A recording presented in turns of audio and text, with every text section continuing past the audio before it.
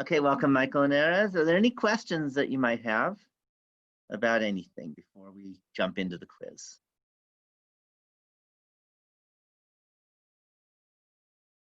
Okay. All right, if there's no questions, let's look at the quiz. Let me share my desktop.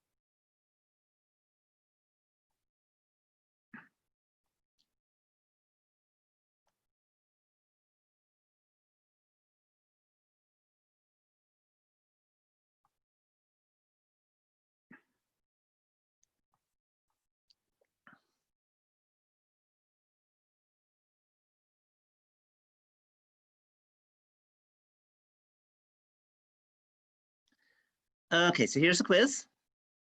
Let me pull it up.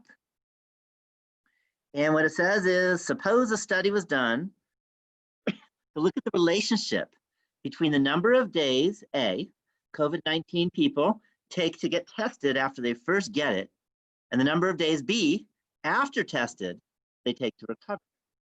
10 recovered people were surveyed. The results of the study are shown below. Okay, by the way, hopefully y'all remember, what does it mean if I say suppose?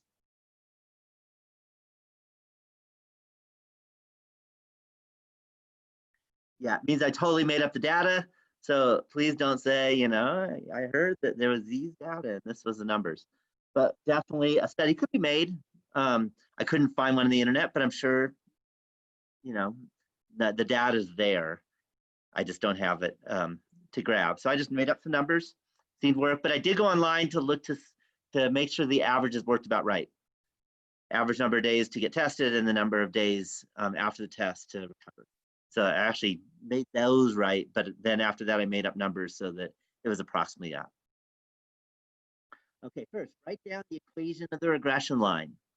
All right, to write down the equation, that one is very technical. What do you have to do?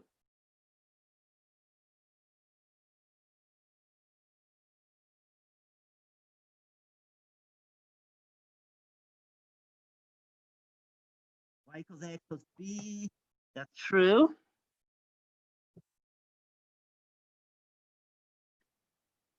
But what do we need? There's no way you're going to be able to do this one. Yeah, you're going to have to use the calculator. Okay, this really can't be done without the calculator.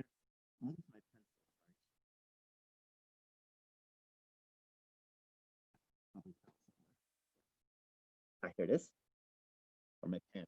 So I want to write the data so I can copy it in. So we have 12, 10, 17, 8, 14, 20, 11, 17, 9, and 18. We have 32, 34, 20, 40, 27, 26, 36, 23, 37, and 12. I know your microphone might not work when I look down, but that's okay. I'm just reading. All right, so now I'm going to go to the calculator. And I'm hoping it's very obvious. What number do I use?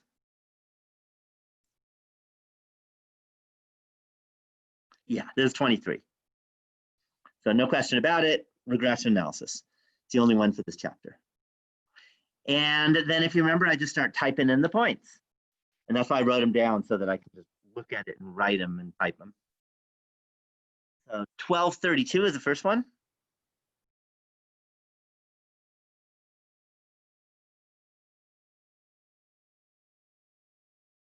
And the second is 1034.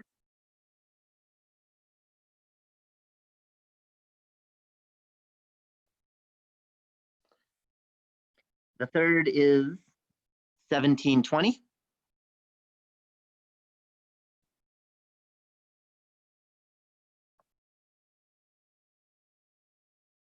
The fourth is 840.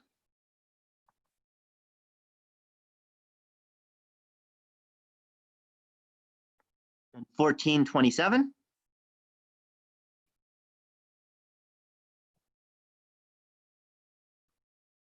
2026.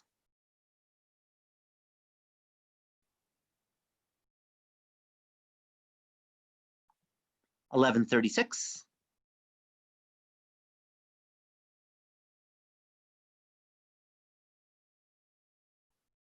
1723.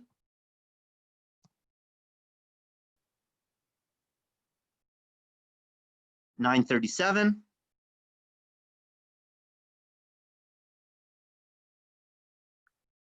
And finally, 1812.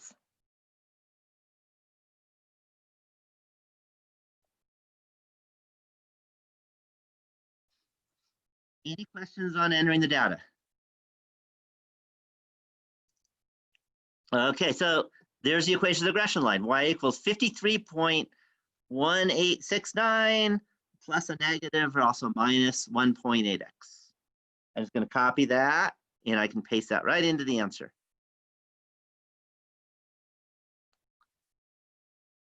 Actually, I think, you know what I need to do?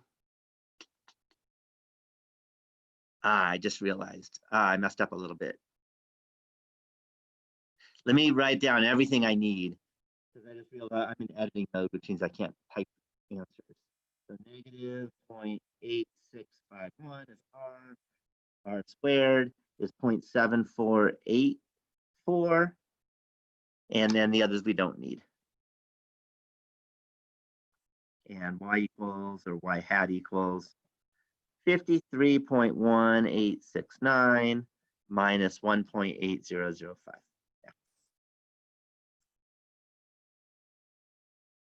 So I actually have to go back.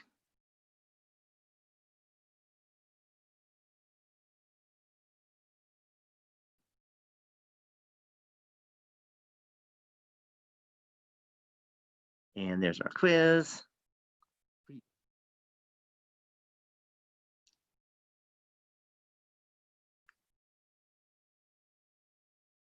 Okay, and I'm just going to copy and paste into the answer box. Where's the answer box? Try preview again. There we go. Okay, now I can write down everything. So write down the equation of the regression line. That was Y equals, and if you want, you'd call it Y hat.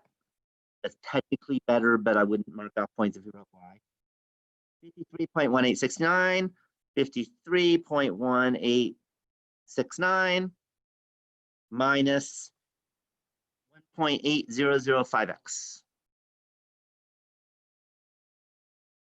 Any questions on part A? Okay, part A is the computer work, everything else is interpreting, basically. Okay, so now we're supposed to interpret the slope. So first thing, what is a slope?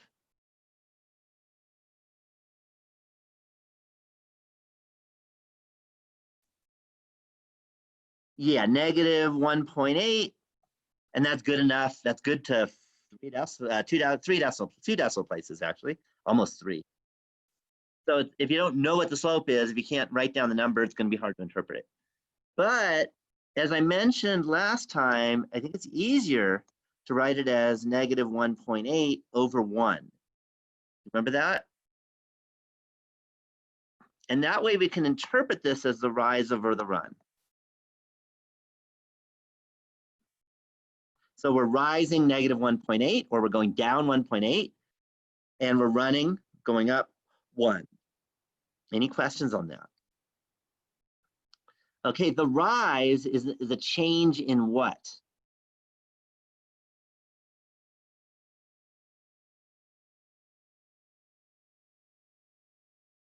What's the rise a change in words in this for this particular problem?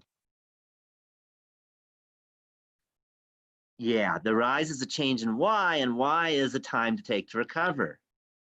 So that is a change in recovery time divided by the run, which is a change in what?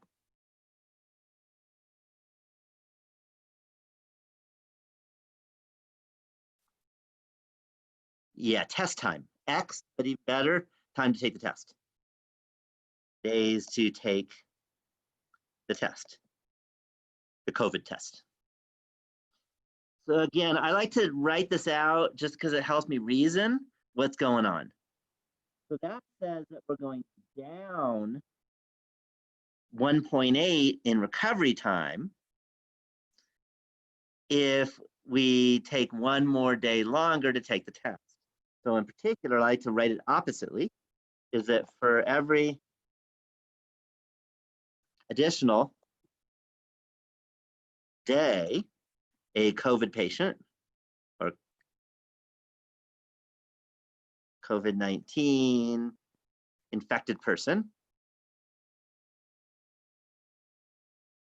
takes to get the test, we predict that on average, they will recover 1.8 days quicker.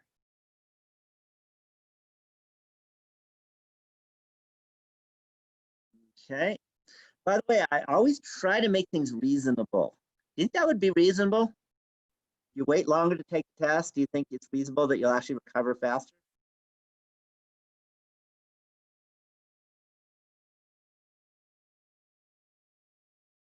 Okay, let's think about it for a bit. Okay, you get COVID. All right, let's not say you because I don't want you to get COVID.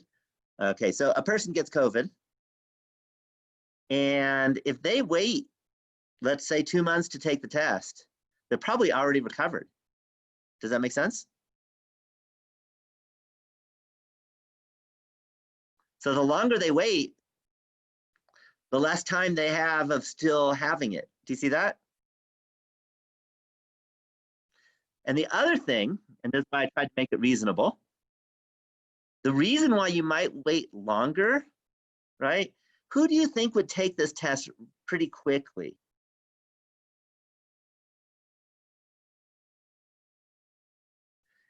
It could be elderly, and elderly take a very long time to recover. You hope they recover, right? Okay. People with severe symptoms are going to take the test, whereas if you have only mild symptoms, you're probably going to wait longer if that's all you get. So this does make sense. Okay. Again, I made up the numbers, but I tried to make them realistic. Is that clear? And you should always look to see if things make sense. If they don't make sense, either your reasoning was bad or you made a mistake in the numbers. Okay, C, interpret the y-intercept of the regression line in the context of the study or explain why it's not relevant. Okay, first thing, what is the y-intercept in this study? 53. Okay, so let's just write that down.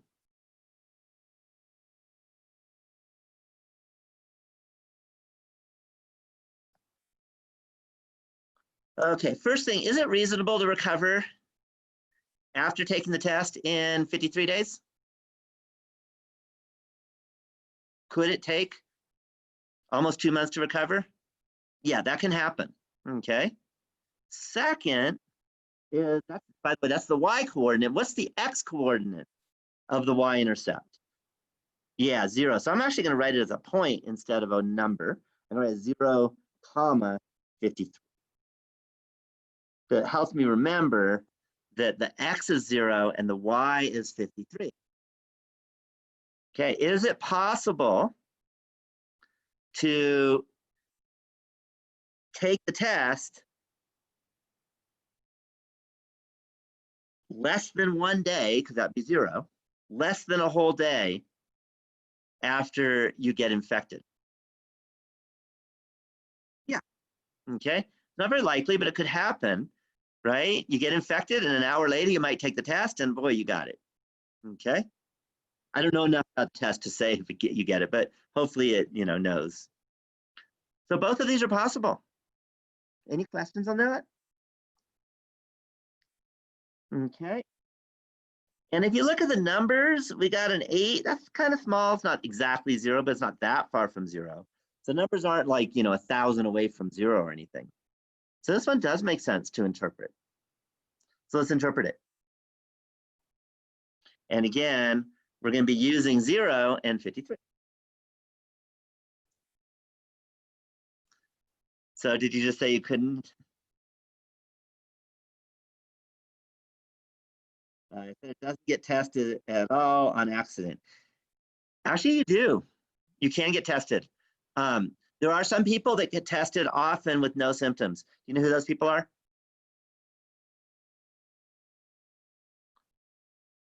No, kids don't get tested that often. Yeah, healthcare workers.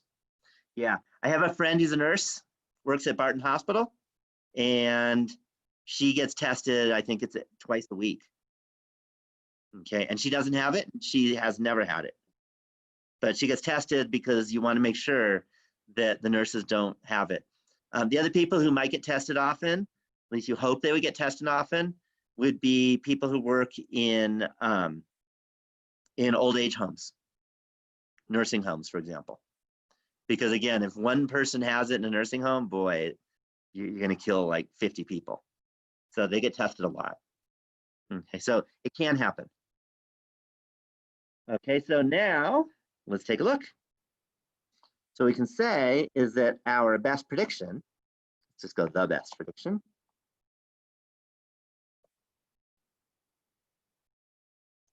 for a person who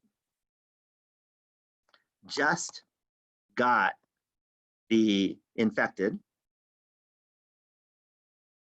so less than a day,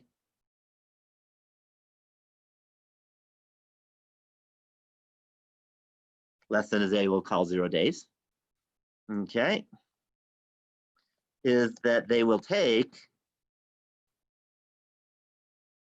53 days to recover.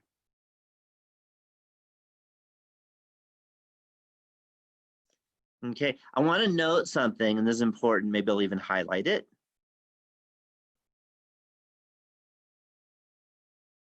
It's a prediction. Okay, it does not mean that if someone just got infected and they got tested right away, that they will take 53 days to recover. All we can say is this is the best prediction we have. Okay, it's kind of the average recovery time for people who have just gotten infected, but even that isn't quite, it's just a prediction. But it's a better prediction than any other number. Any questions on part C? Okay, part D. Use the regression line to predict the days after testing to recover for a person who tested 13 days after the infection. So this is supposed to be easy. What do you have to do?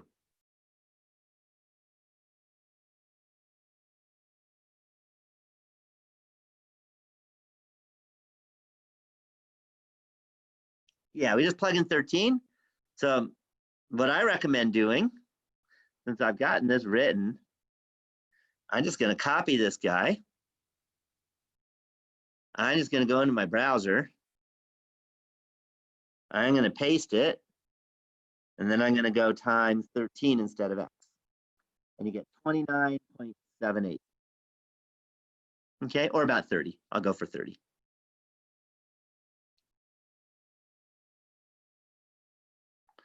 So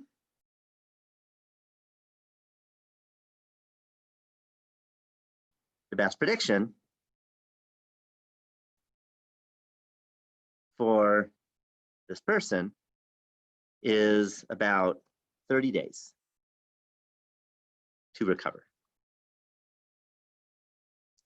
Any questions at all on this particular part?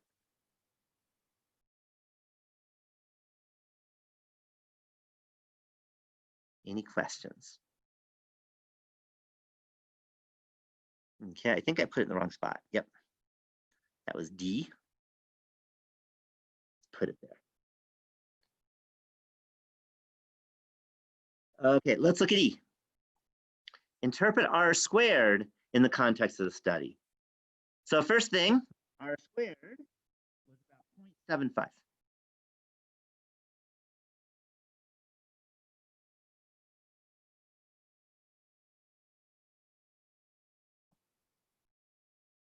I like to do 2 decimal places because that makes me think of it as a percent.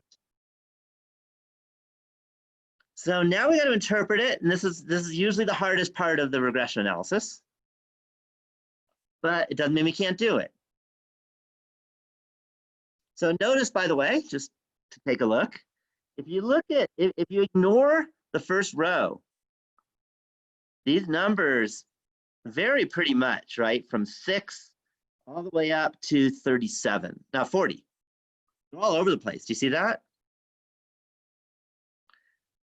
So if we didn't have A known, if we didn't know when they tested, then the numbers vary a lot. Do you see that? So let me type that in.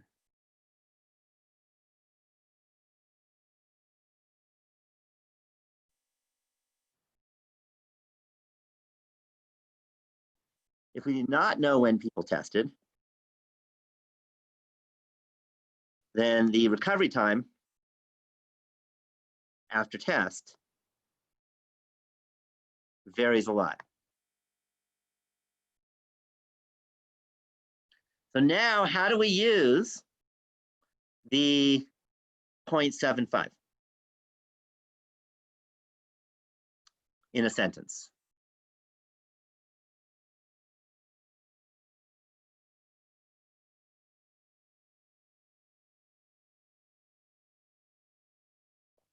Okay, there's a large variation in the days that it takes to recover, which is basically what I just said. But if you only look at patients who have had a fixed amount of days after receiving it, this variation on average is reduced by about 74.8%, or I just went 75%. Great, great. So let me type that in also, so it's in the chat, but this way it'll actually show up on YouTube. Okay, if you only look at patients who have a fixed amount of days after receiving the test, the variation of recovery time on average is reduced by about 75%. Any questions on this? Okay, I have a question for you. Why would anyone care about what I just wrote, what we wrote for R squared? Why would that help a doctor?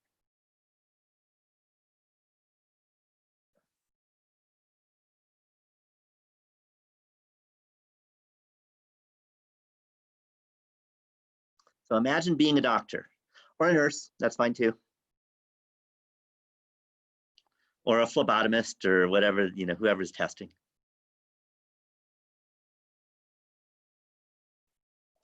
Okay, not sure. So the idea is that let's suppose that this doctor didn't even ask when you got it. Okay, they take the test and they look and they say you got it. The problem is the doctor is going to say, well, I really don't know how long it's going to be until you recover. I have very little idea. Does that make sense? On the other hand, if the doctor asks the patient, when do you think you contacted this disease, right? Maybe you went to that big party, okay, which you weren't supposed to go to.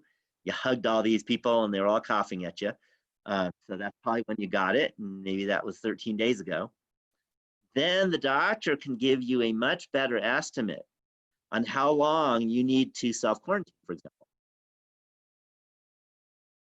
Any questions on that idea?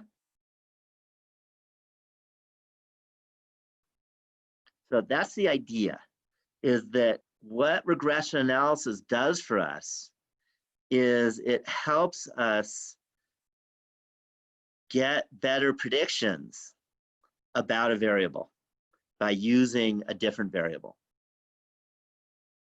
That's the whole point in regression analysis, is that we can say, if you know this, then you have some ideas about the other one. Okay, it does not say, this is something you cannot say. You cannot say, well, if you wait longer, it's going to cause you to recover You know, that shot that you get is going to make you recover faster. Okay, nothing to do with that. Okay, again, there could be lots of different causes, and you can't say it's just the number of days that you take to ask. That doesn't necessarily cause the recovery time to get shorter.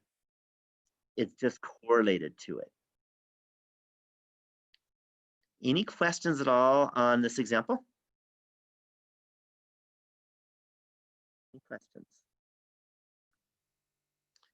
Okay. Well, if there's no questions, what I'm going to do is I'm going to show you another example. So we're done with the quiz. By the way, just to let you know that the quiz for Tuesday, which I wrote just before you took this, this quiz, is only going to have one question, just like this one did. How many parts do you think it might have? This one had an A, B, C, D, and E. Okay. 4? No. Here's the hint.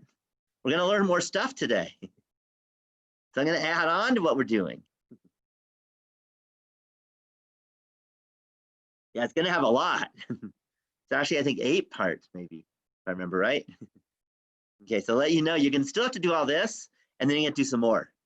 So regression analysis is a process, and we're like 2/3 into the process right now, but there's still another big piece of the process. Any questions on that? Okay. So what I want to do is I'm gonna look at a real situation, just like I did last time. Last time, remember, I asked you what was, the most important thing in Tahoe in terms of what we get from our data, and I said it was light clarity, right? Okay, and I think you agreed with me, but you made some other guesses too. Do you remember the other things in Tahoe? What were other data values? What were other quantitative variables? Yeah, snowfall, okay. And let me show you.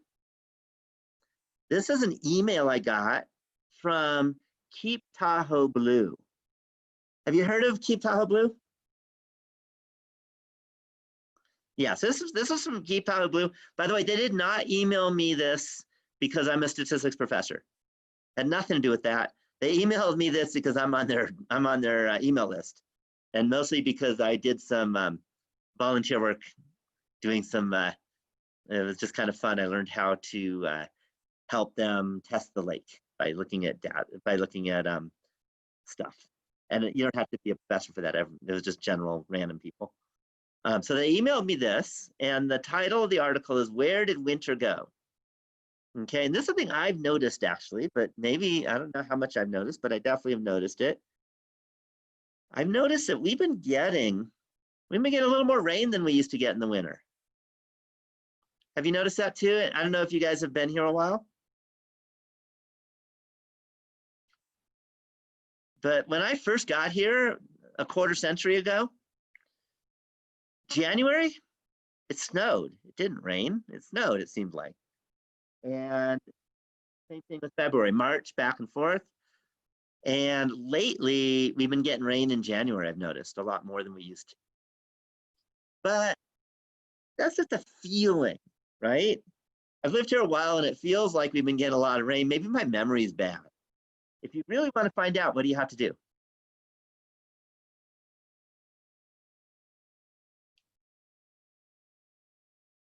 You have to look it up. Yeah, and in particular, what the researchers had to do is they had to collect the data. So let me explain, let me read this, and I'll read their little article first, just a short part of it. January and February have been disappointingly, by the way, this got sent to me in early March. And I went, this will be perfect for regression analysis day. So January and February have been disappointingly dry and warm in Tahoe. I don't know if you remember, but that's how it was.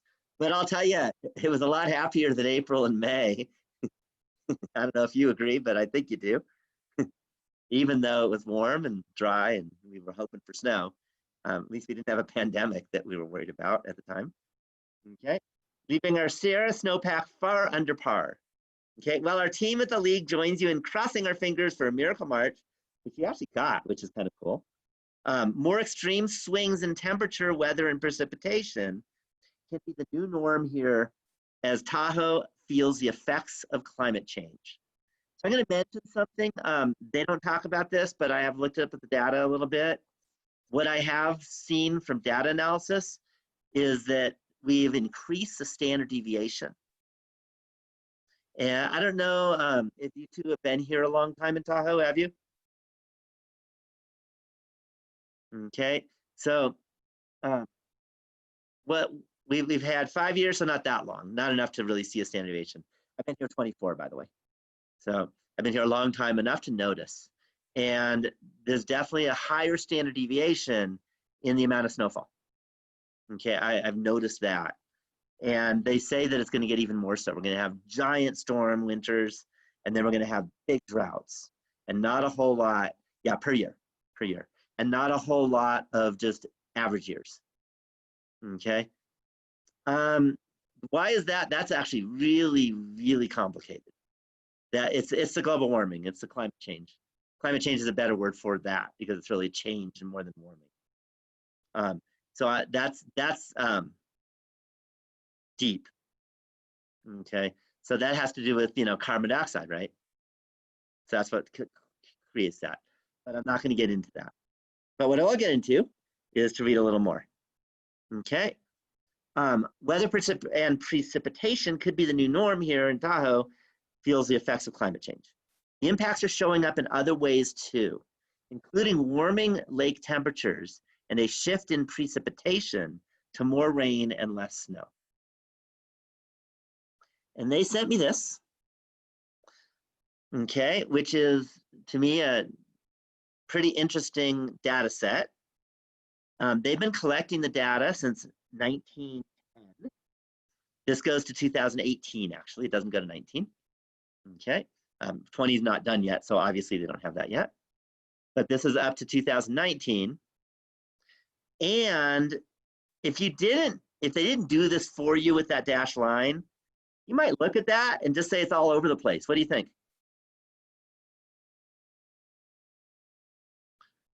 Yeah, it looks like it's all over the place. But then they have this dashed line. Okay, and again, I didn't draw this. This came from this article in Keep Tahoe Blue, and they got it from UC Davis.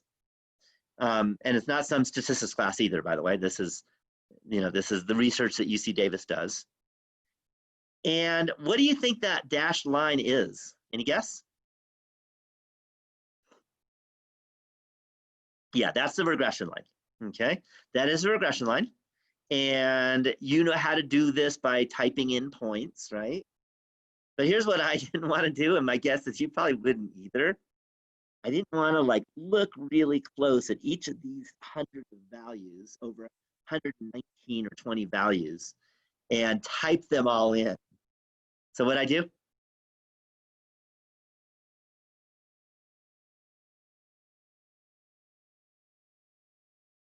No. It's something much easier. I emailed UC Davis Turk. I first emailed to Tahoe Blue to find out what the email address of UC Davis's Turk is. There's people that do it. And I say, can you get me the data? And they sent me a spreadsheet. Pretty cool. So I actually was able to get the data because they had it and they were happy to give it to me, which was nice. Very nice of them at UC Davis. And I was able to analyze it. And we're going to do that. But one of the things you might look at, because again, you look at this data and it looks like it's all over the place, doesn't it? Right? Is there a clear pattern? I mean, we see this line, but is there a clear downward trend? It's really hard to tell, okay? And you got to be careful about just using your eyes and it feels like there isn't, okay? So that doesn't work. We actually want to find out if there's a pattern, okay? And being a pattern, what I really mean is there a regression line that has positive slope, basically? So is there a correlation between year and the percent of snow in that year. Does that make sense? So what I'm going to do is I am going to do what we've been doing the last month, which is what? Yeah, I'm going to write a hypothesis test. Exactly. So let's do a hypothesis test. So I'm going to do H naught. And the nice thing about this, in fact, I think I'm going to make it pretty. So I haven't been, and I should. So H naught. I've been using O because it's small, but let's do it right. And what am I hypothesizing? What is the null hypothesis here? Right? Any thoughts?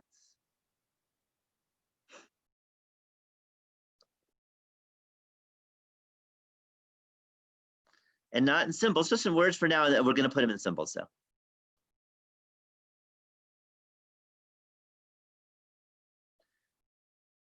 So the idea is that H naught, if we look at the data again, is that there's no correlation. Okay, the regression to R, but not R, it turns out. We'll see why in a minute. But the correlation is just 0. That would be that doesn't matter what year it is. It's not going to help you at all in predicting the amount, the percent of precip. You see that? Yeah, so now you have to know Greek. Either of you guys know speak Greek? Okay. By the way, I've actually never had a student that said yes to that question. So that truly knows Greek. But some people know the letters. And what is the Greek letter that corresponds to the English letter R? Yeah, but you spelled it wrong. It's R-H-O. But even better, since this is why I went into this insert mode, is I can actually get it. So it's that guy. So rho equals 0 is the null hypothesis. Any questions on that? And if you don't, a nice easy way to remember it is just kind of picture yourself doing a hypothesis test for correlation and just start singing row, row, row your boat, and then you'll never forget it. Okay, especially since my voice is so bad and it made your ears hurt. But the point is that it's row, but it's not R-O-W, it's R-H-O is how you would spell it in English, but the way you spell it in Greek is with this Greek letter. And it's not a P, by the way. It looks like a P, but it isn't. It's curly. In fact, maybe I'll use their curly row. Because it kind of looks like a P, they have a not looking like a P row.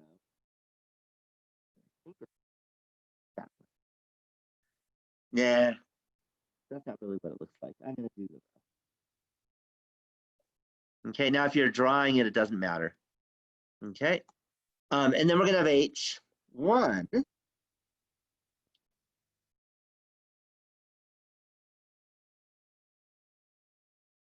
And that is going to be rho. So we want to find out if this regression line is useful.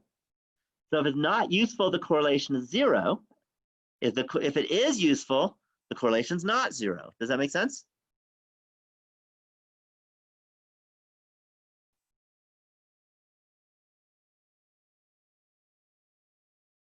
So it's not equal to 0. In our class, by the way, for every quiz and the final, if you're going to have a hypothesis test for correlation, it'll be this one. Okay, it'll always be H naught rho equals 0, H1 rho not equal to 0. So I'm going to be really disappointed if when I ask what are the null and alternative hypotheses for this question, and it's a question about correlation, in regression analysis, If you do not write down what I just wrote down, I'll be really, really depressed. Because that means you just didn't listen. Because it's always exactly the same. There's no modifications. This is it. Okay? In the real world, sometimes you want to show there's a positive correlation or a negative correlation, but I'm going to keep it simple and just do this because it's elementary stats. Sound good? So do you promise when I ask you, and not if, when I ask you to state the null and alternative hypotheses for a regression analysis that you'll write this down? Okay. And again, if you don't want to have to use the equation editor in Canvas, if you write RHO, that's fine. If you write NOT EQAL or not equal to, that's fine. I don't require it to look pretty. Okay, you're welcome to make it look pretty, but you don't have to. Any questions on this? Okay, so we're doing a hypothesis test. Now, what do you think the next step is?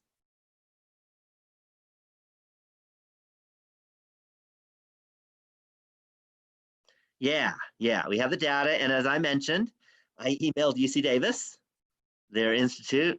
They sent me the data. And I actually copied and pasted the data into my spreadsheet program. This data does not work in the calculator program that you used for the quiz. I don't know why it doesn't work. It's not because I have a bug or anything, but yeah, there's too many values.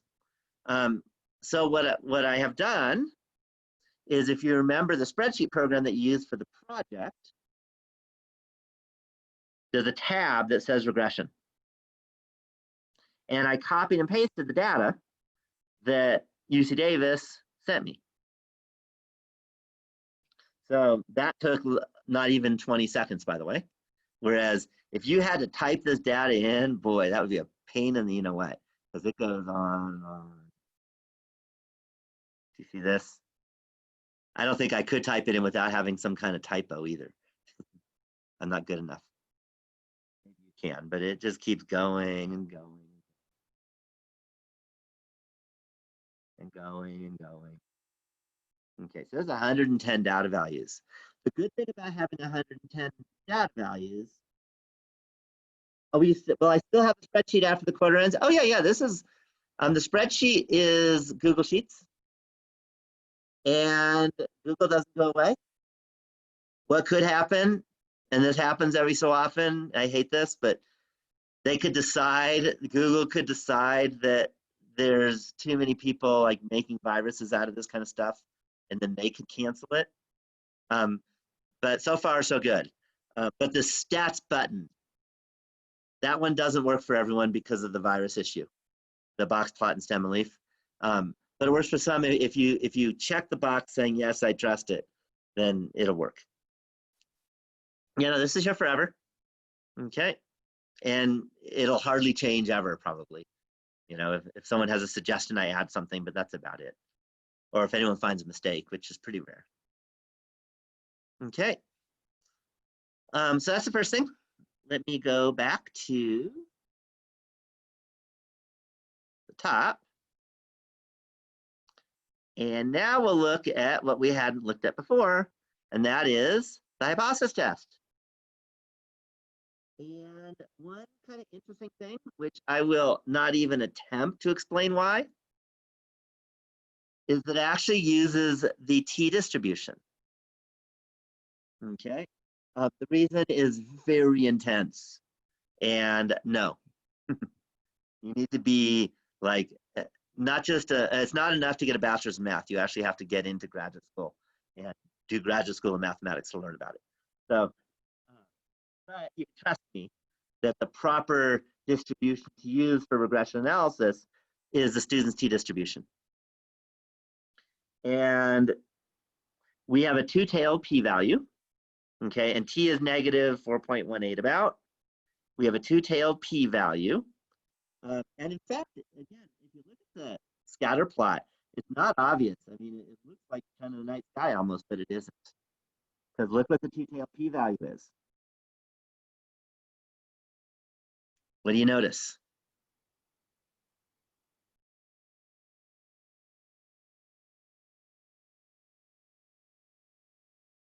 Yeah, it's very, very low. okay? So the two-tailed p-value is very, very low, okay? So I want to mention, this is really important, is that having a low p-value, okay, having very strong evidence does not mean you have a strong correlation. It means you have a non-zero correlation, but it may not be strong. So in this case, why is the p-value so low? And the regression, the R squared, is actually only 0.14. That's a really small number. How could that happen? What do you think happened here? And it's not a bug in my program, by the way. That's not what happened.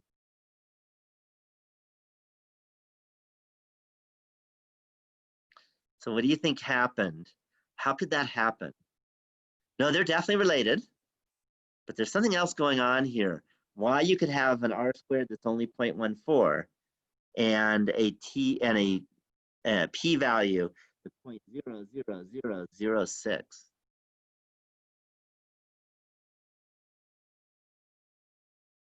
Okay, and it's something we haven't done yet in this class, as in experienced it. We've talked about it, but we haven't experienced it. What is the sample size here? Yeah, in particular, it's 109. Okay, when you have a very large sample size, remember that the sample will follow the law of large numbers. So if there is a correlation, it will appear that there's a correlation with the p-value, even if that correlation is small. On the other hand, if there isn't a correlation, we would have a high p-value. But there is a correlation, even though it's a small correlation. Do you see how that works? Okay, if we took a sample of size 10 of this data, just random sample, we're not going to find any correlation. We're going to get a really high p-value. But we had a sample size of 109, which is large. So the truth will show itself when you have a large sample size. Any questions on that idea?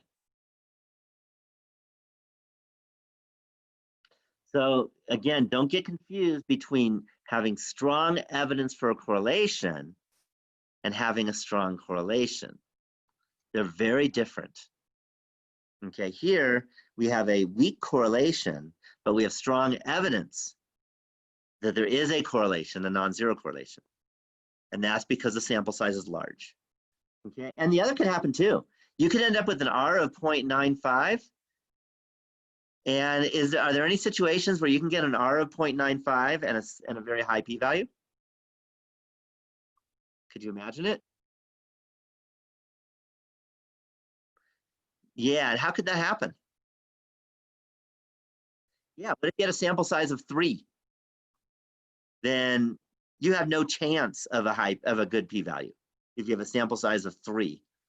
And you could have a very high R and still have a not a good, a very high p-value.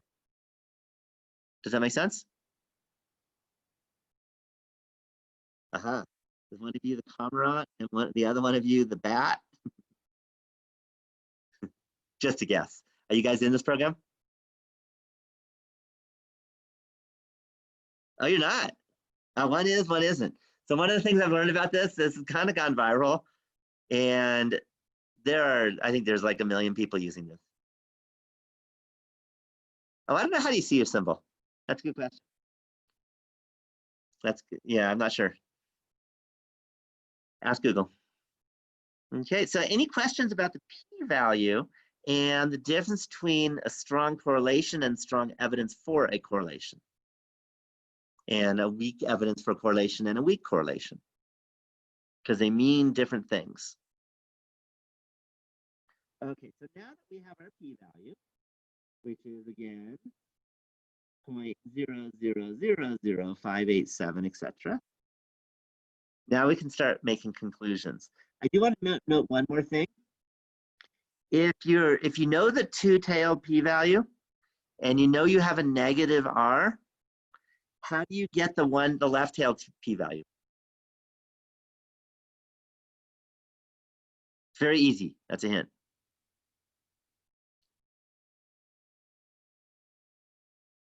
1 minus is a good guess, but that's not true. Because 1 minus this number would be 99.9999. It's also easy though.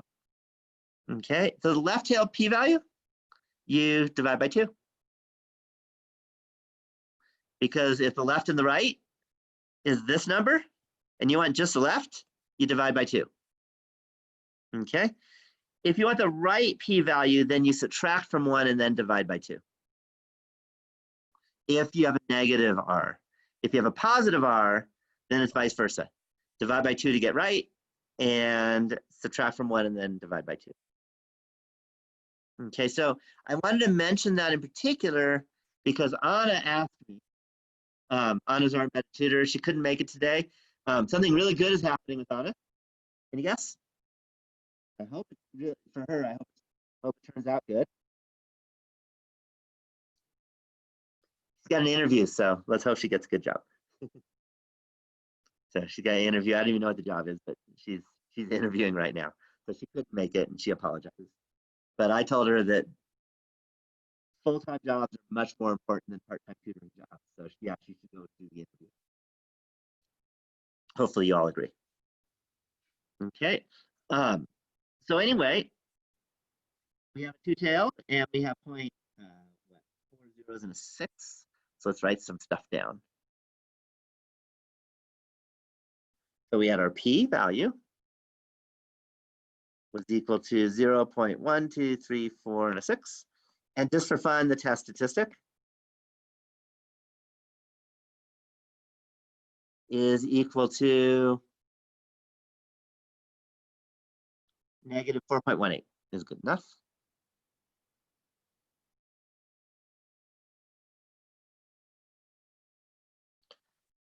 So what's the conclusion?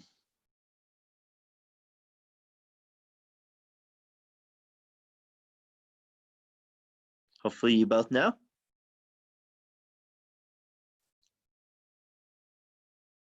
We were right, yeah, but let's say it more sophisticated. Reject the null hypothesis, and there is strong, statistically significant evidence that there is a correlation.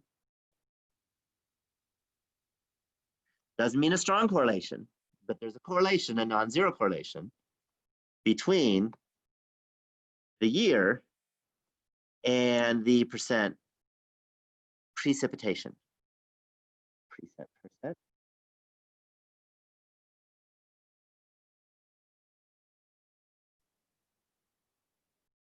Any questions on that?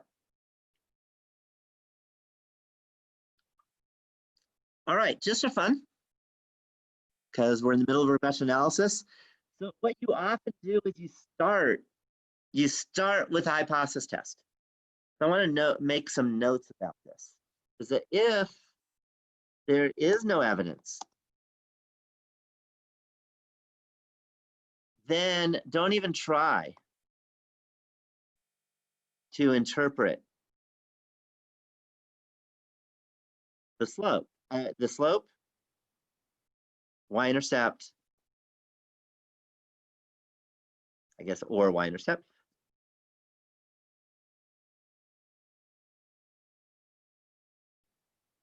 And don't use the line to make predictions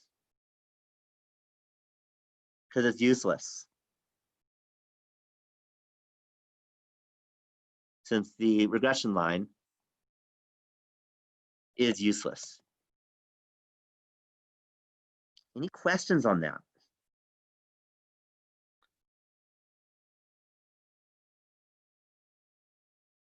Okay, so the very first thing you do after writing your hypothesis and collecting your data is you look at the p-value, and if the p-value is high, you quit.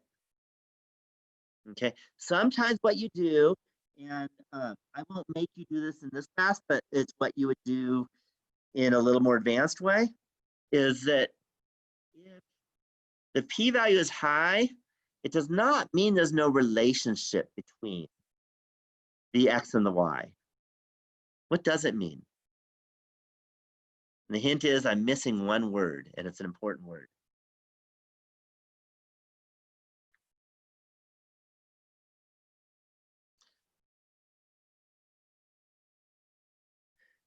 So if the p-value is high, you don't say there's no relationship between the two.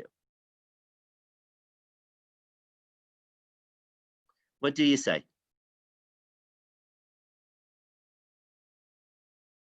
The key is, instead of saying there is no relationship, add one word to what I just said. And then it's correct. Not useful, but that's not just adding one word to what I just said. It's an important word. That's why I'm focusing on this.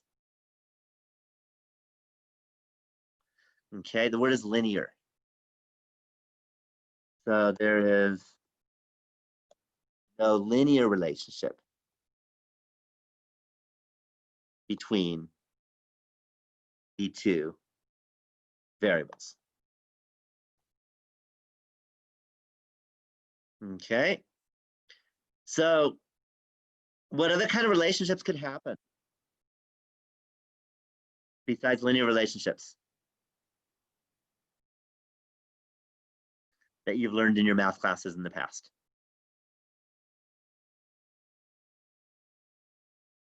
Yeah, there could be an exponential relationship. There could be a logarithmic relationship. There could be a quadratic relationship. Okay, so there could be other relationships. So what you do at that point, if you find out there's no linear relationship, you then test it for other relationships. But we're not going to do that in this class, but I'm just letting you know that would be the next step. And that would be more advanced statistics where you're doing nonlinear regression analysis is what they call it. And you do modifications on the variables and make it happen. But I'm not going to get into any details other than tell you that's what you usually do. And then, and it's possible there purely is no relationship. That could happen too. But sometimes there's some other relationship and you can test those too, which we're not going to do in this class. Did I lose you on that, or does that make sense?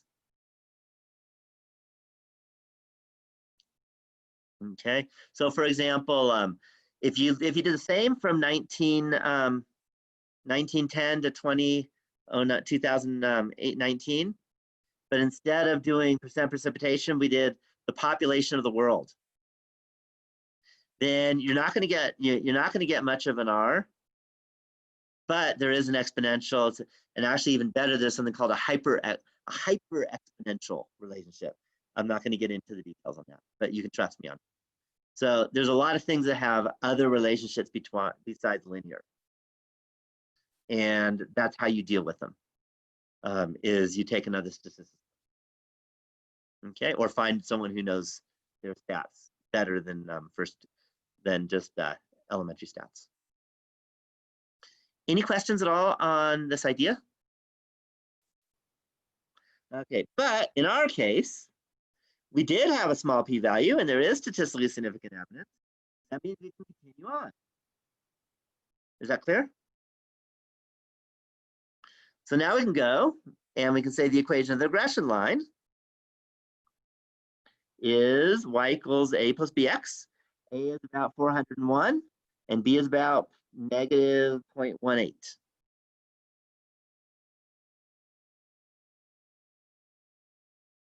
So we can say y hat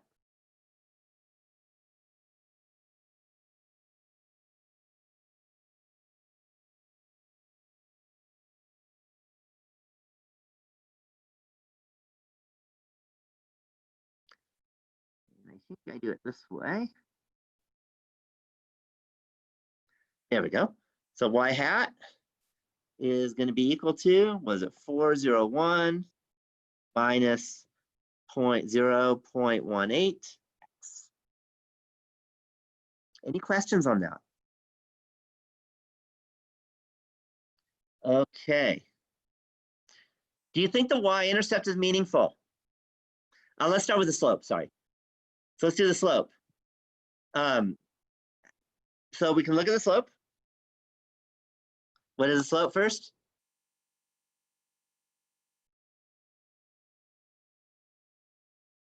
That's not a trick question. That's supposed to be pretty easy. Yeah, negative 0.18. And I like to write it over 1. So that's, remember, the rise or run. And the rise, remember, is the change in what? In this case?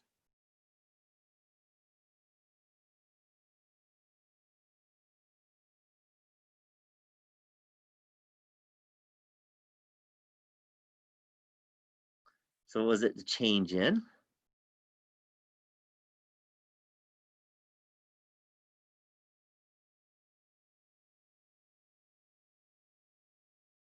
Yeah, precipitation, actually snow precipitation percents.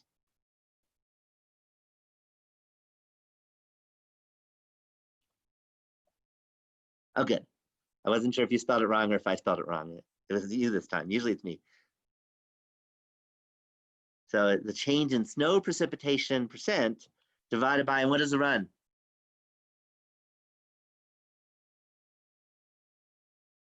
Year. Divided by 1 year elapsed.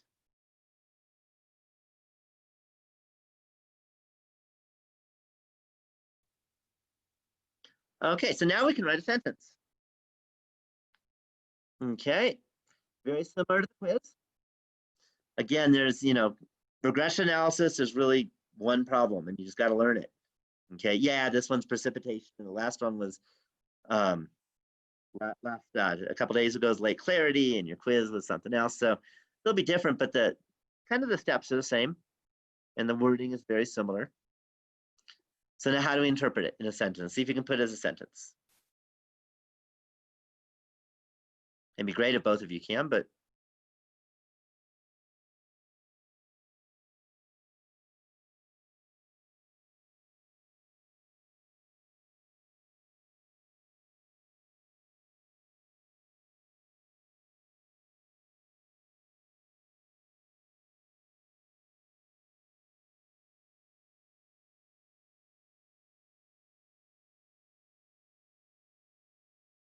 give you a minute.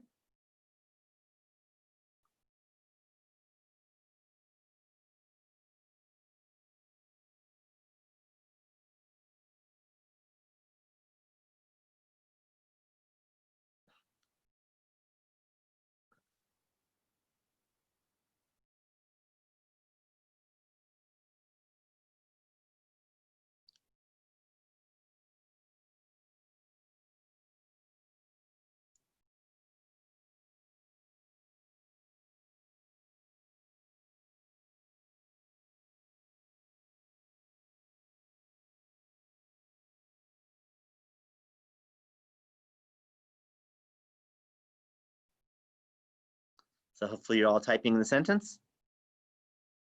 For every additional year, it tends to snow on average 0.18%, something like that. Okay, so you're close. That was close. Let me do a little bit better. Okay, for every year that elapses,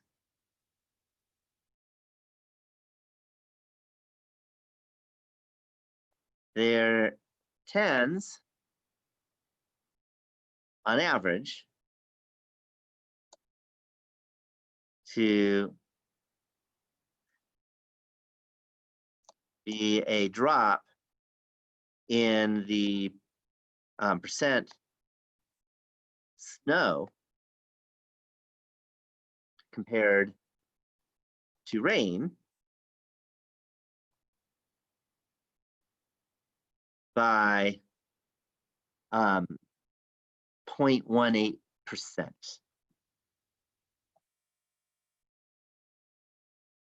Okay.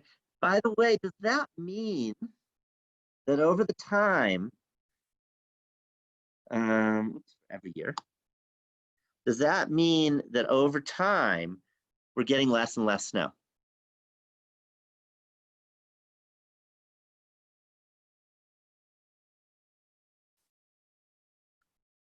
Can we make that conclusion?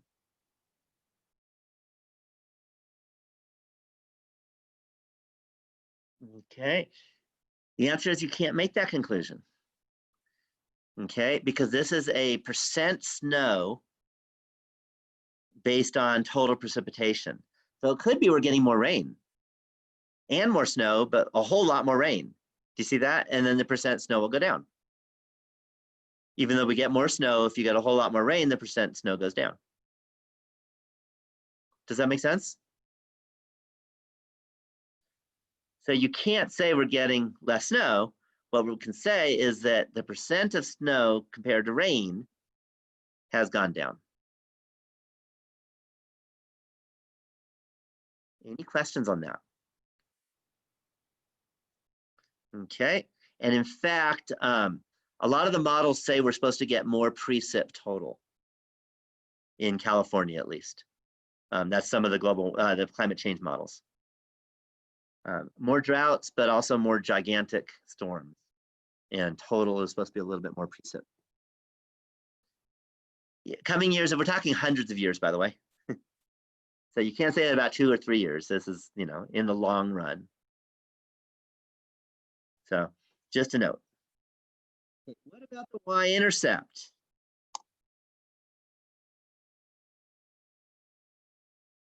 Does it have meaning?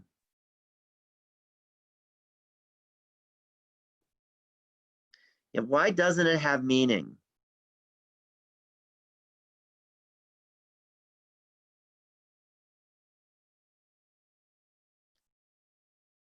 Okay, so one thing, the year zero does mean something.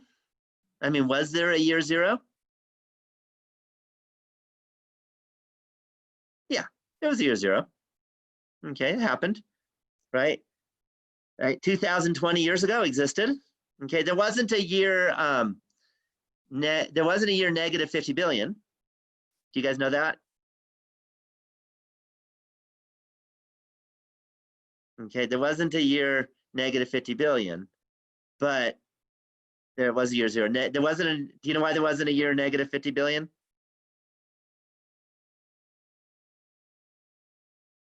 No humans, but actually more than no humans. There was nothing. Nothing existed. There was no universe. No, there's negative. Definitely negative. BC is what they call it, right? But there was no universe because it was before the Big Bang. So there was no negative 50 billion. But there was a year zero. Okay, and there was a year negative 1 too, by the way. Right? The Greek, the Egyptians ruled, right? Way before year zero, for example. Okay, so just a note, so you always want to look to see what could happen. Okay, but what is the y-intercept? The y-intercept, let me write it out. There's 0, comma, 401. What about the number 401? Is that possible even?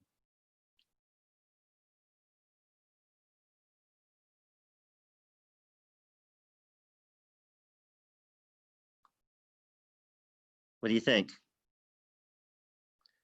Sure. Remember, this is a percent. Can you have 401% of the precipitation be snow? No, can't have over 100% being snow. So this one has no meaning for 2 reasons. One reason is you can't have 401%. So let's write that down. So it has no meaning since you cannot have 401%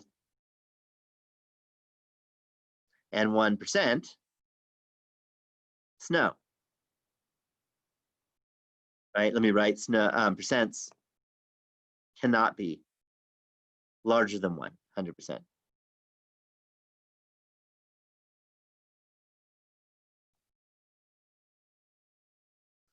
Okay, it also has no meaning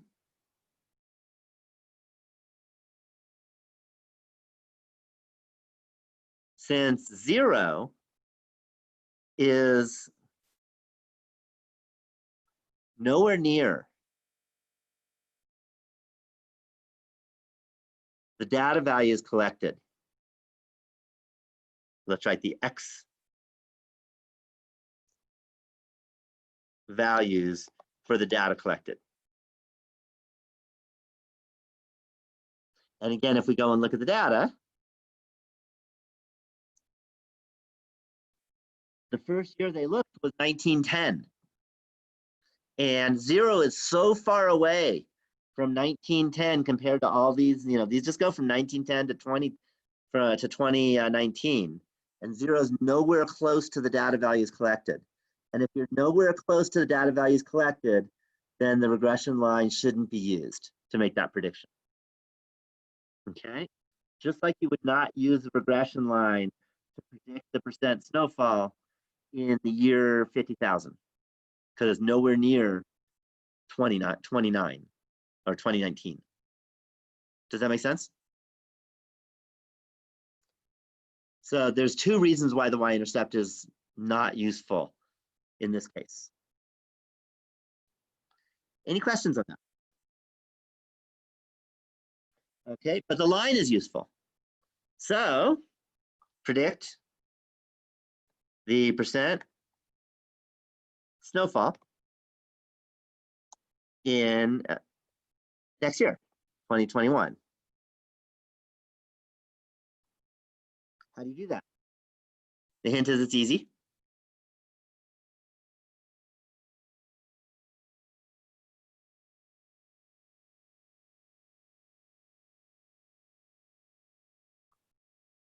Yeah, we plug it in. And note that 2021 is not that far from the data values. It's, there isn't a 2021 data value, but if you look at them, they go from 1910 to 2019, I believe, maybe 2018. Sorry. To go way up to find the top. So 2021 is kind of in the realm of the data.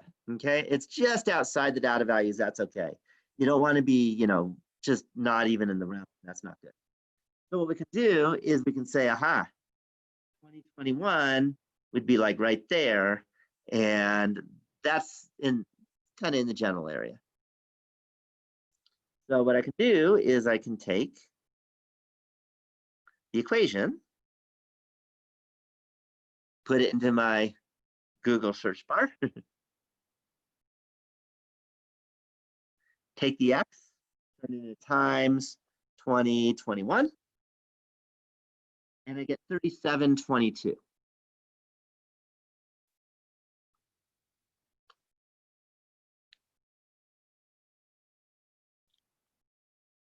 So y hat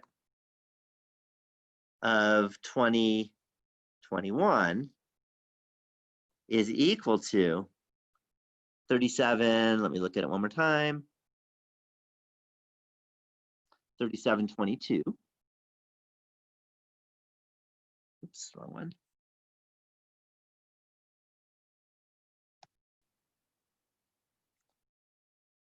So the best prediction for the percent snowfall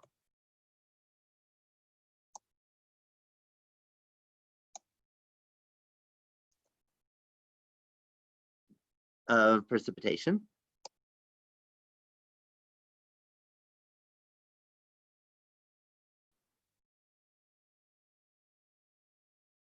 is in the year 2021 is 37.22%.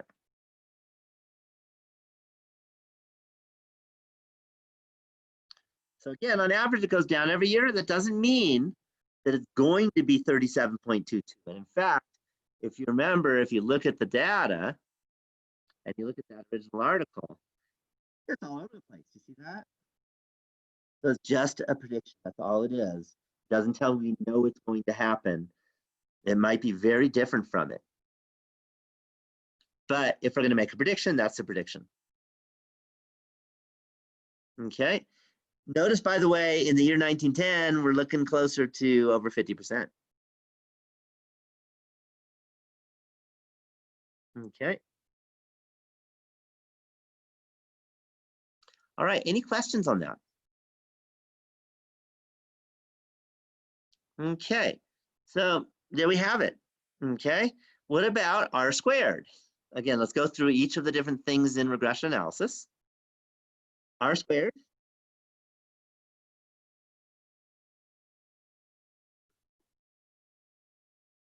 was 0.14.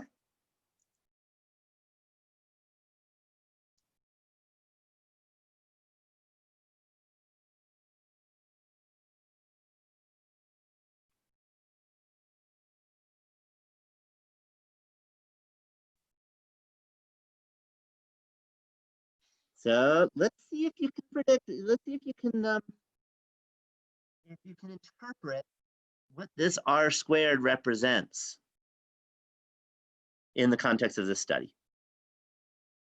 It's going to be a long sentence or two. Let's see if you can do that. I'll give you a minute or two. Again, this is usually the hardest part. Whereas I think the new stuff today is the easiest, the hypothesis testing. R squared is probably the hardest. I'll give you a minute and see if you can explain what does it mean to have an R squared as 0.14 in terms of this study about percent snowfall as a snowfall as a percent of precipitation.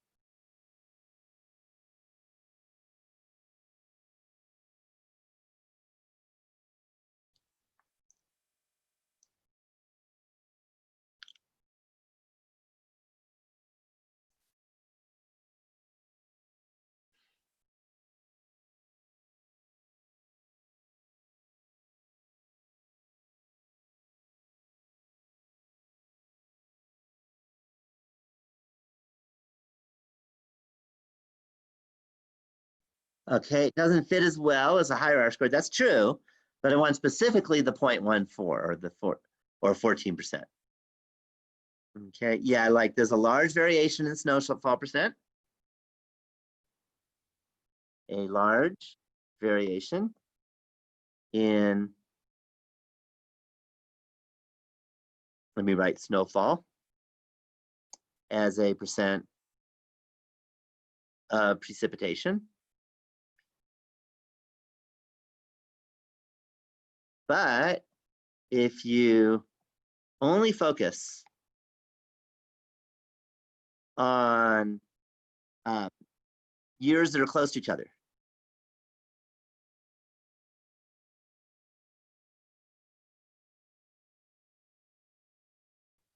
then the variation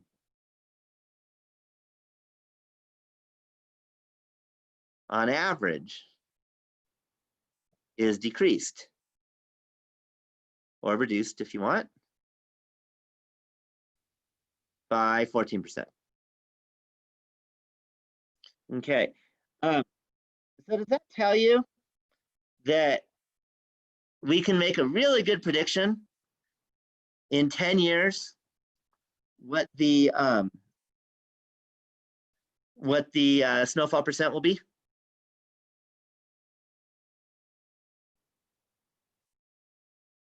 No. R squared is 14%. So we're not reducing that much. Do you see? So we're not really reducing much, but it's better than nothing.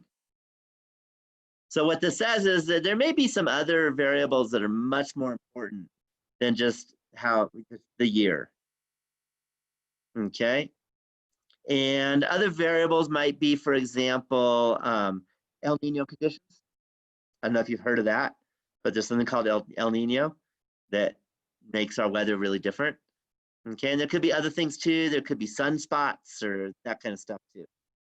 Okay, again, I'm not a complete expert in this, but I do know that there's a lot of different things going on when it comes to weather. And you can almost never pinpoint it all from one cause. There's a lot of stuff. Okay, but it does say that we've had a reduction in the percent snowfall. Okay, and at that point you say, well, what's changed? Because if you look, then you say, outside of people, over the last 100 years, have we seen any other changes? Like, has the sun changed? Does that make sense? Has the sun gotten hotter? And what do you think? Do you think there's been any big changes, or maybe a lot of volcanoes have happened? more than normal recently versus 100 years ago? And have there been any changes to weather stuff outside of people? What do you think? Okay, the answer is no.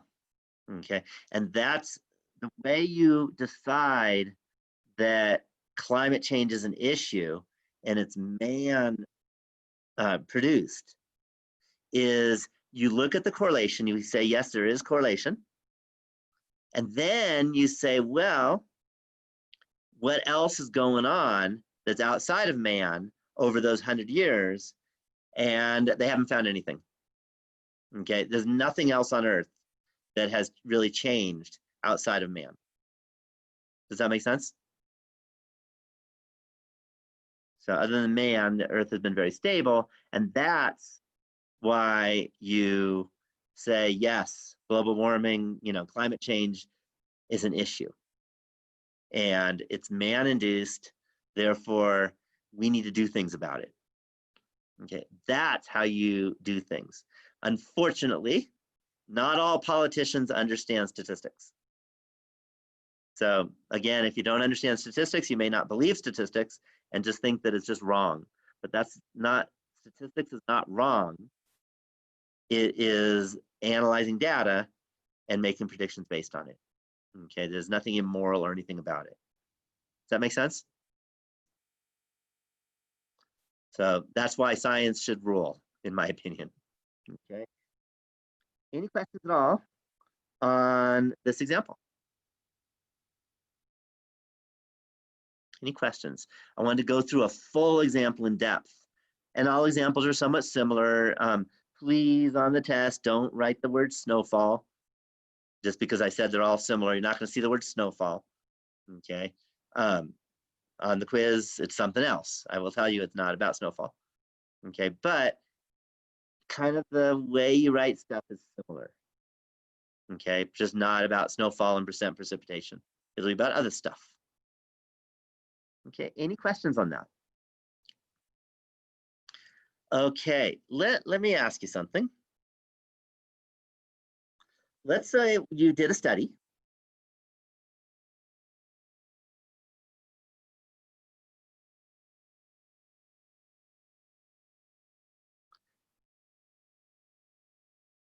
And collected data.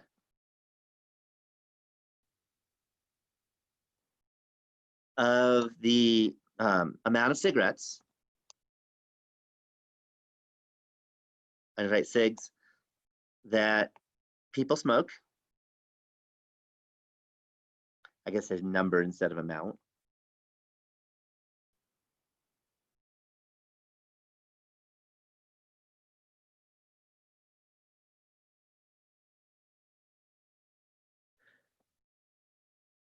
And how long you live.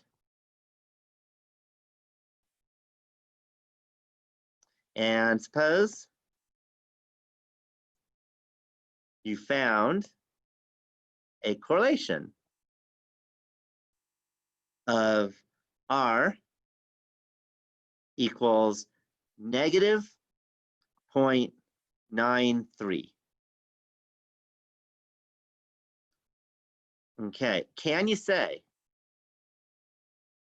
that, and let me write based on the data,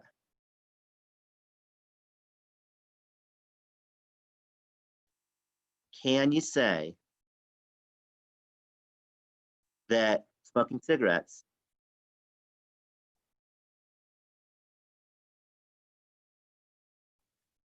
causes people to die younger?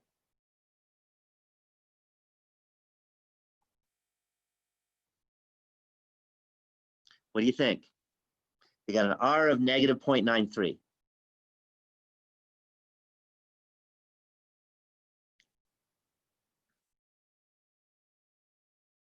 So can you say that it causes people to die younger?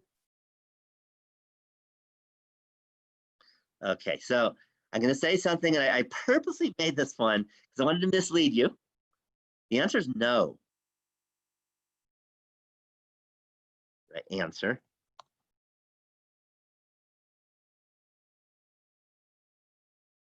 Okay, now that does not mean that smoking cigarettes doesn't cause people to die younger.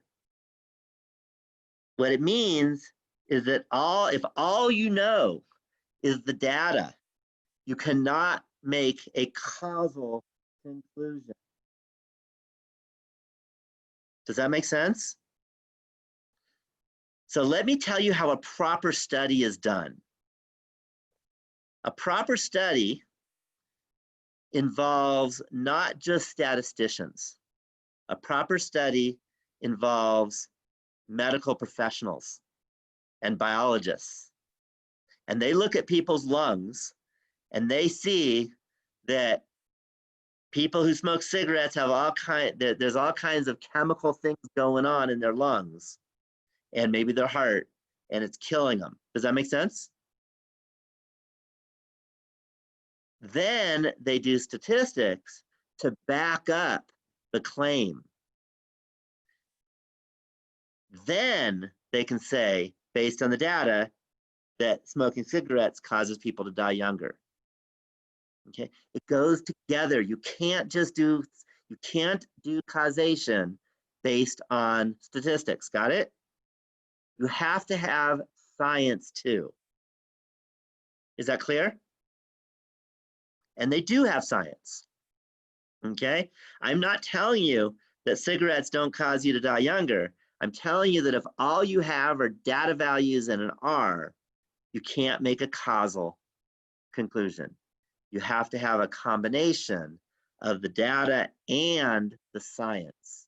You have to have a reason for it. Okay, and I gave you this one because I knew you'd probably just say, you can say it because you all know it's true that that does make you die younger, but you can't make the conclusion if all you have is data. Is that clear? So let me give you another example. If you look at the number of years somebody has left to live, and you look at how many gray hairs they have on their head, then there's going to be a very high correlation between the number of gray hairs they have on their head, okay, or maybe the percent of gray they have, and how many years they have left to live, right? Because, okay, well, if I live till 80, then I have 27 years left to live. I'm 53. Does that make sense? Oh, you wait until they die. That's how you know. So how you know? You can wait. And I'll tell you, it's a matter of fact, we are all going to die. So it might be a long study, but you could do it. Does that make sense? Yeah, it's a long study. That's okay. This one we just looked at was what, over 100-year study. This snowfall precipitation thing. So long studies happen. Okay, so you can say that there's going to be a strong correlation between the number of gray hairs and how long you have left to live. For example, a 7-year-old is probably not going to have any gray hairs, right? And is hopefully going to have a whole lot of years left to live. Is that clear? Okay, so does that mean that dyeing your hair gray will cause you to die fast? No, but there's a correlation. There's a strong correlation. But in that situation, there's no causation. Do you see that? Okay, so that's where you have to bring science in. You can't just use data to talk about causation. So let me give you, in particular, so I didn't want you to all like get freaked out about the smoking one, so that's why I wanted to give you the gray hair dyeing thing.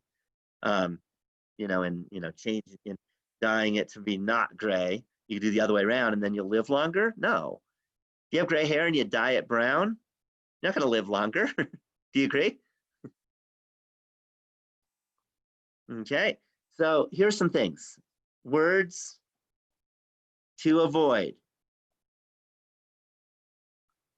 when talking about correlation. Okay, or anything from regression analysis.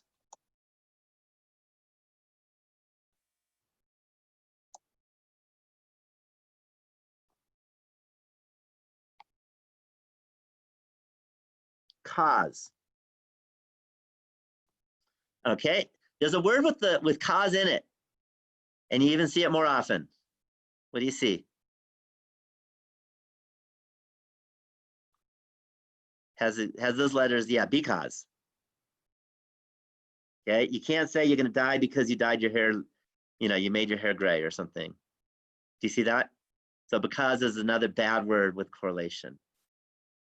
Another is will. Okay, and let me say if will.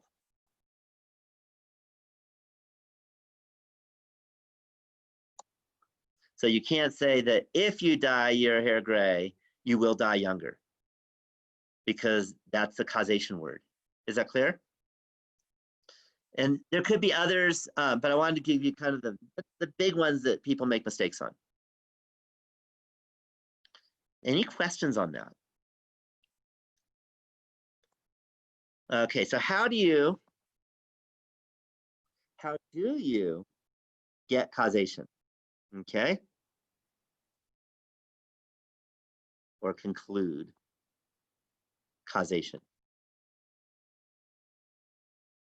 How do you conclude causation? If you had to do that of any kind of study.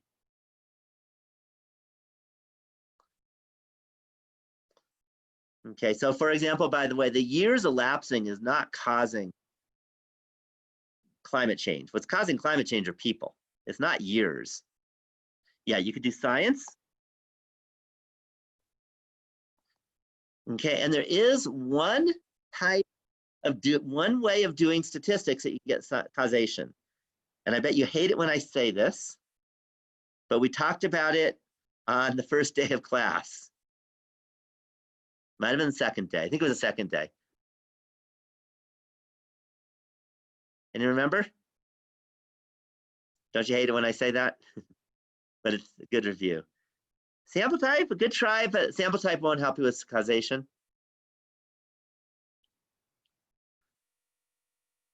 Okay, control studies. Okay, science and control studies. That's it. Do you remember what a control study is?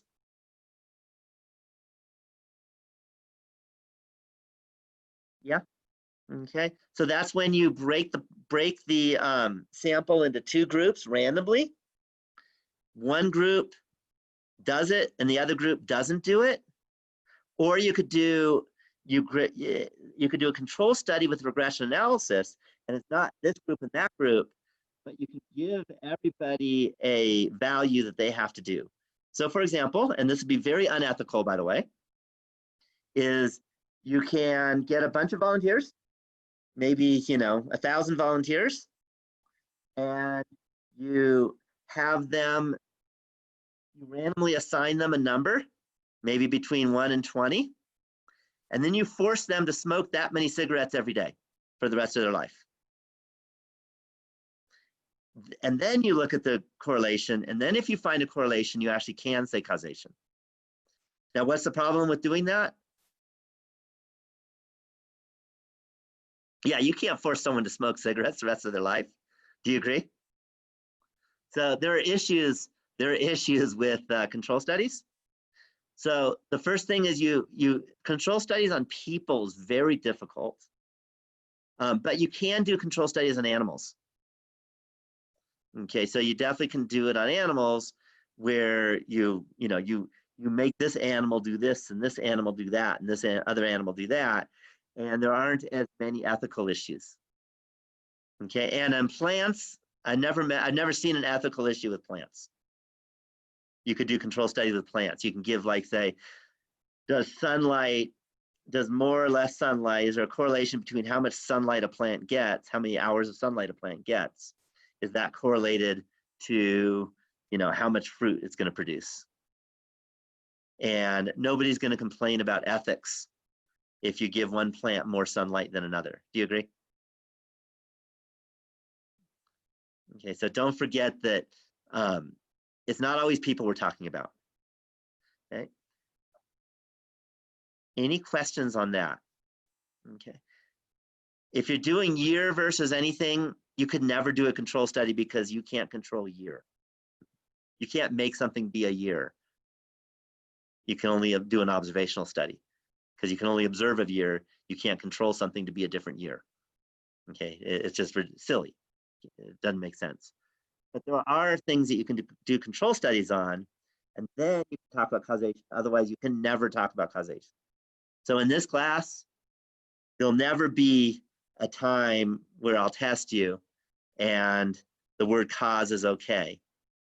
Got it? What's the other word for hypothesis testing that you should never use? And I will tell you, somebody used it in their project. And I took off, you know, a little bit, not like completely slammed you, but a word you shouldn't use. Anyone know? And I graded the projects, by the way. I woke up at 3 in the morning, so I had time. Okay, if you don't remember, prove. Okay, when you have a small p-value, you can't say I proved whatever. You only can say I have evidence to show. Do you see the difference? So prove is a bad word. Any questions on this hypothesis testing idea so far? All right, here's what I want you to do. I want you to come up with a hypothesis test about 2 variables that you think in the next within 3 minutes online you can find some data. Got it? Okay, and there's lots and lots of 2 variable things that you can find data on, like weather or sports or ages of famous people, or you know, anything about famous people. You can find a lot of stuff. The stuff you can find data on. Population, that's easy to find. So something you can like do a 20-second Google search and get it. So I want you to come up with a hypothesis, but I don't want you to go find the data yet. I want you to come up with one for yourself. I want you to type in the chat box what your null and alternative hypotheses are in words, because in symbols, it's actually hard to type in the chat box. It's row equals 0, row not equals 0. But let's see if you can type out what it's about, what the 2 variables are. Got it? So come up with something. It should take more than a minute to come up with something. There's lots and lots and lots of different things you can come up with. What's great about regression analysis is that it's used everywhere.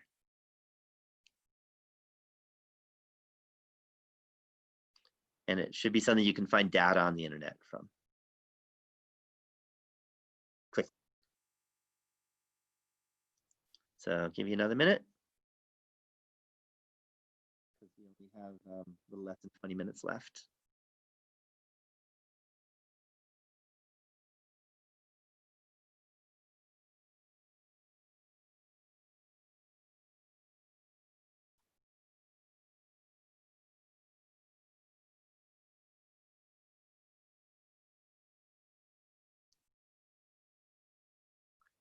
Okay, the higher the temperature, the more people that will attend LA County beaches. I'm not sure if you can find data on that very easily. I don't know if they do a lot of counts. You can try. And the first thing, by the way, is not the higher with this, the more that. It's just that temperature is correlated to the number of people attending. Does that make sense? Kind of the higher or more of that you find out later. Right now we're just finding out if there's a correlation. Okay, so maybe you can find data. I'm not sure though. I'll tell you what, yeah, I'll let you do the same one, but only if you can find the data within a couple minutes. So I'll let you go, get online, and let's see if you can find data on, temperature is easy. Okay, but it's a certain day, how many people attended a beach. You have to have the attendance at a beach on a day. And maybe you can find that, maybe you can't. I'll let you do the same one if you want, but only if you can find the data, because again, this is one I have no idea if you can find this data, is how many people attended on, I don't know, July 5th last year or something. And you might want to pick a certain beach. Yeah, it does seem hard. That's why I'm not sure if it's possible. So if you can think of a different one that's easier to find, then that's better. The temperature is easy.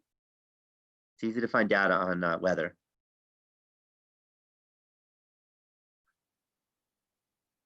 Especially recent. Weather.com will do it. Rescues, that may be hard to find too. And its number of rescues, where, you know what I mean? It might exist, but I don't think you can do it in 2 minutes.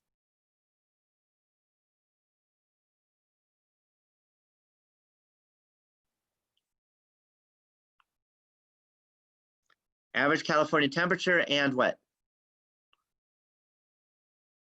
Okay, so what is a quantitative variable about fires? Number of fires in a year versus the temperature that year on average. That you might be able to find. Yeah, acres burn might even be easier to find. The problem is, like, I had a fire in my house today, and then I turned my stove off and I don't have a fire anymore. But my breakfast was wonderful. So you probably don't count that as a fire. So the question is, how big a fire is a fire? Does that make sense? Yeah, so there's lots of definitions of fires, but you might be able to find it. You might not. Yeah, there was a big controlled burn yesterday. It smelled like smoke here. I don't know about your neighborhood.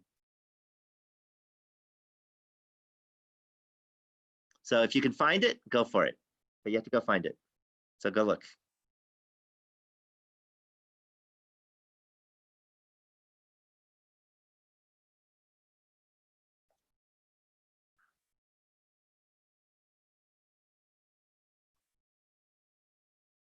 And you should have your null alternative hypothesis. You always do the null alternative hypotheses before you collect the data.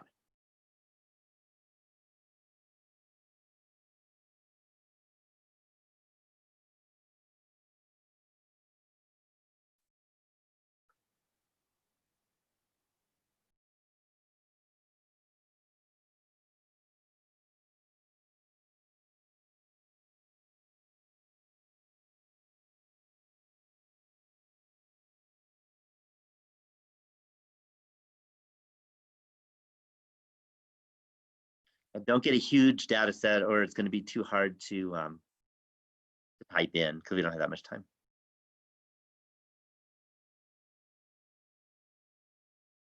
But it shouldn't just be 2 points.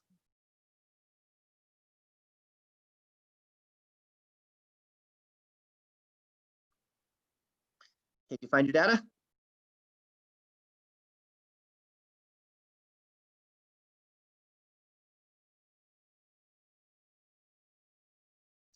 Okay, found your data?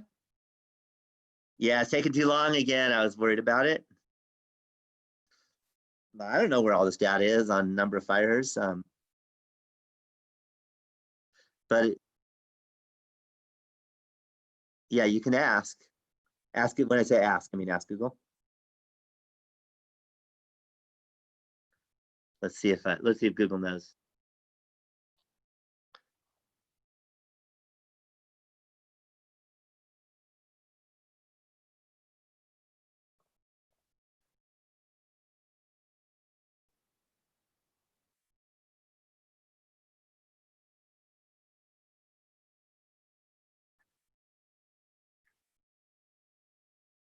Okay.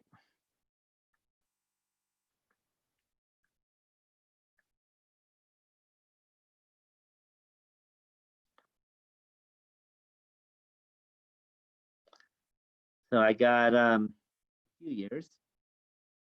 Let's see if they got more.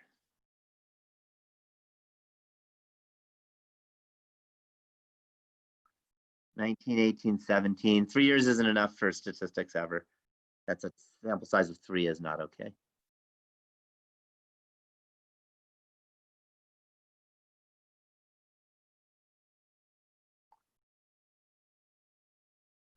Yeah, it might be hard to find it by year other than the last 3 years.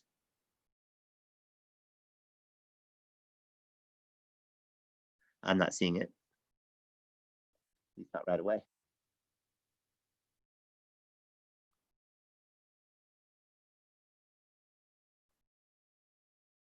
Okay, at least you get 3 points, but I can almost guarantee if you have 3 points, your p-value is going to be pretty darn high because a sample size of 3 is never okay. Aha, you got some more. Okay, got 4, better than 3. So we can also type in the year in 2015.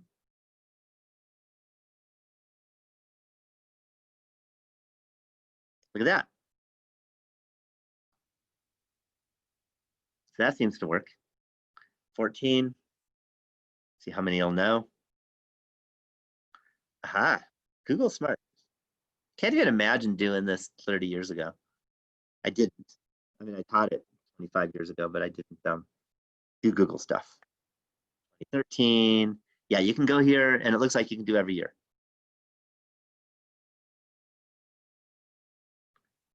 So you could do year versus acres. That might be the easiest. Okay, maybe I just did up to 13. I don't know if you wrote it down. But how about 7 different years?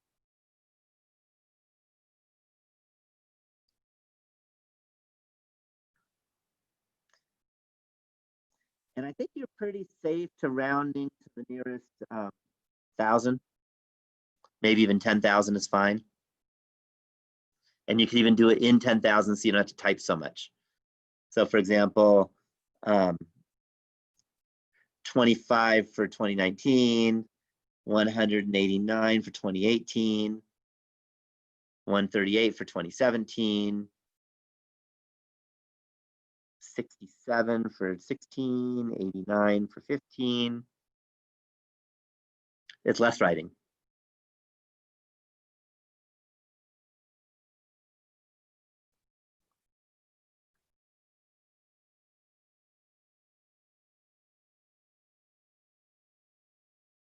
And it looks like 87 for 12. Okay. So I'm going to let you choose whether you want to use my spreadsheet or you can choose the calculator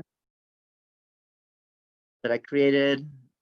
Again, as long as you don't have that many data values, that's fine. You go down to analysis and you've got that. And it'll give you the p-value, by the way. So let's see if you can do it. And tell me what the p-value is.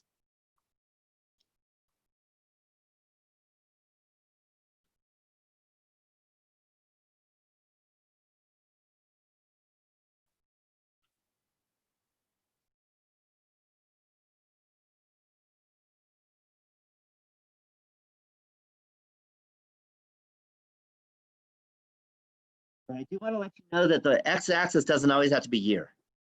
Okay, just these examples have been year, but you can do all kinds of things, like number of cigarettes versus lifespan type of thing. And let me know the p-value. Again, you can use either of these or if you have your other favorite. Yeah.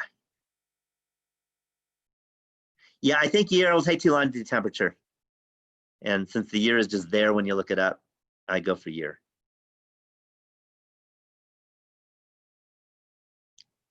But I just want to make sure you guys can do one instead of me just showing you how to do it. Let's see if you all can you can do it.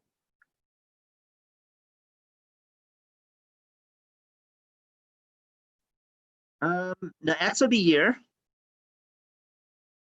And why? Because you're using the year to predict the number of acres burnt. You're not trying to predict a year. You're trying to predict the number of acres. Do you see that? So why should be what you're interested in finding out about. And X should be the value at which you want to find out about for that value. Do you see how that works? So in this case, it's natural to do, year is almost always X, because you're not ever trying to find a year, you're trying to find something else about the year.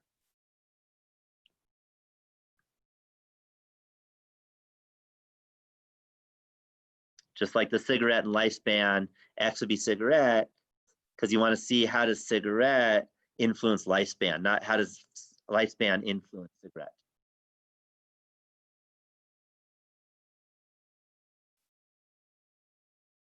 And sometimes you can go either way, but most of the time there's one better way. And see if we get the p-value. Both of you should be able to get a p-value.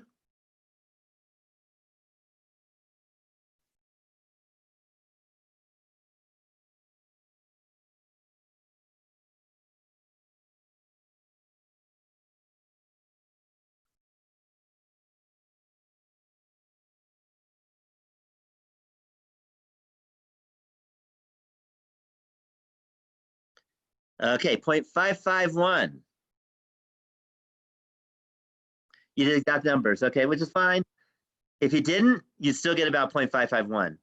Okay, if you did to the nearest 10,000, won't make any difference. That's why I let you know. So in particular, what's the conclusion?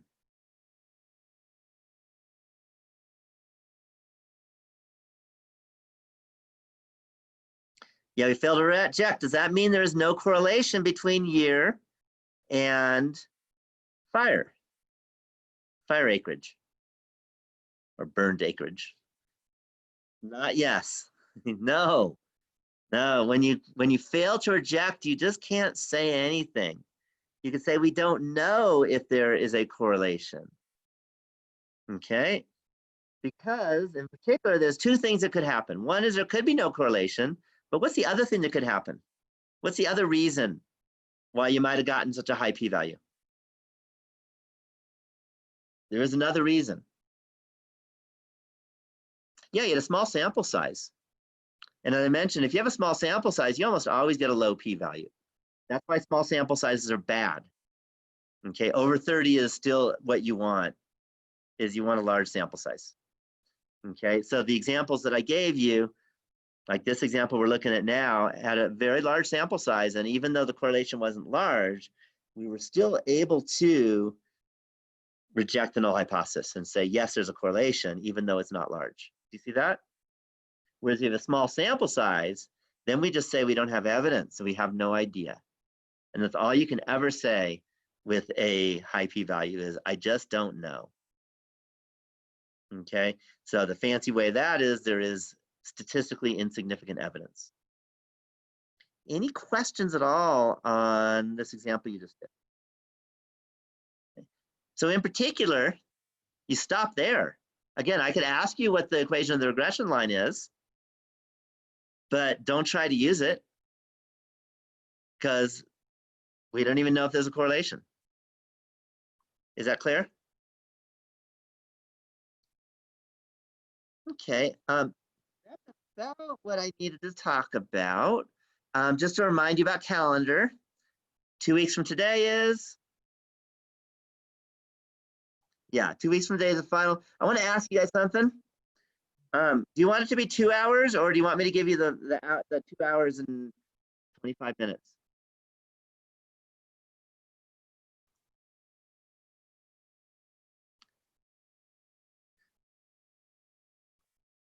So do you want a 2-hour final, or do you want it to be the regular class time, 2 hours, 25 minutes?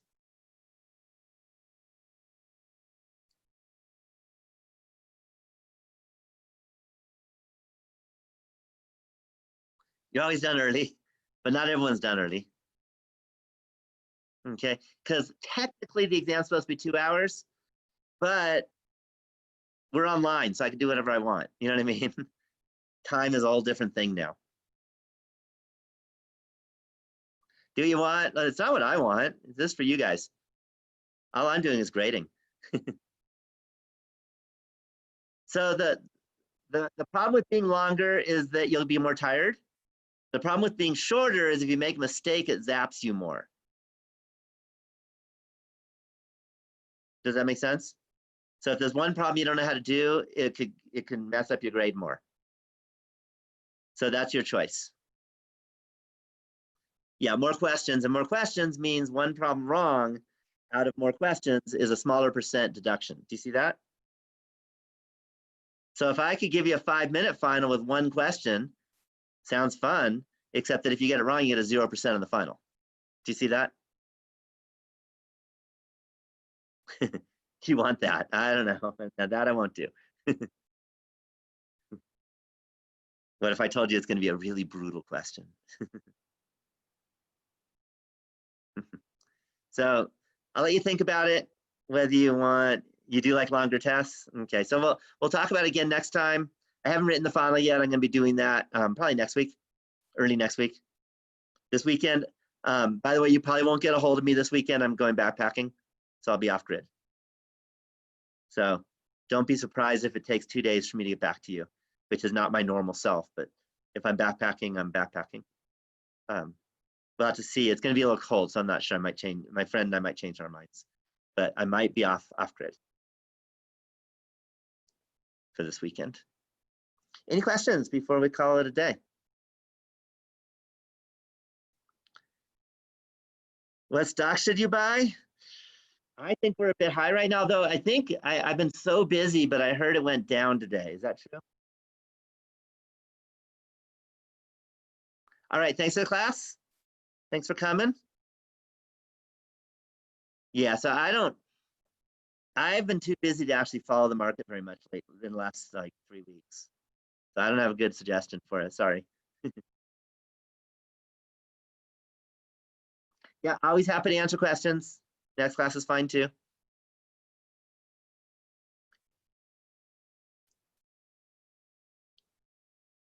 And for all of you watching this, thanks for watching. I'm going to close it.